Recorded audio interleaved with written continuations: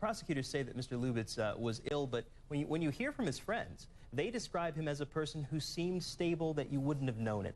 Can a person mask depression if indeed depression is the case here?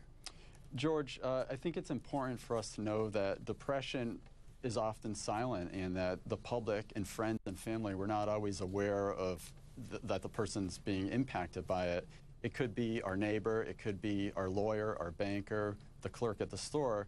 We just don't know what someone's going through, and quite frankly, we don't know what was going on inside the head of this pilot.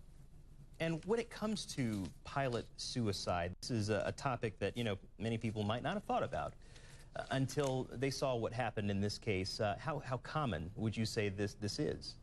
Well, I will say that most people who are depressed are not homicidal. Most people who are homicidal usually are psychotic. So it's an interesting situation we have here, and I think it's important for us not to stigmatize mental illness in depressed people. Most depressed people are not harmful. They don't commit mass murder. So we have to be really careful the way we speak about this. Fair enough. And as far as pilot suicide, though, would you say that this is something, have you heard of this being a common thing? Or? Well, we have seen cases of this over the past 2 decades. I haven't personally treated pilots who were suicidal, but it is common, and we've certainly seen this.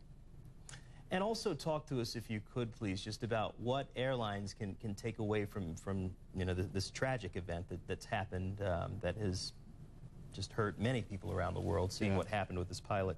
Can airlines do a better job of touching base with their pilots to make sure that they understand their mental health states?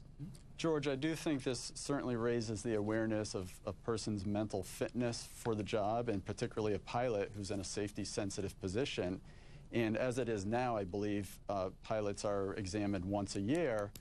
Perhaps more attention has to be placed on the pilot's mental health, and that would be looking at any changes from their baseline, if they're withdrawing from family, from friends, from colleagues, if there's any change in their weight, if they're undereating or overeating, if there's sadness, if they're crying, if there's any reliance on drugs or alcohol to deal with some of their emotions. These are all things that have to be looked at when we're looking at depression. So it is important that airlines pay much better attention to this. But again, I must underline the point that we can't confuse someone who's depressed with someone who is homicidal and a murderer. I think that's certainly an important fact that needs to play into the understanding of what we're seeing here. Jonathan Alpert, we appreciate your time, a psychotherapist and author of Be Fearless, Change Your Life in 28 Days, sir. We appreciate your time. Thanks for having me.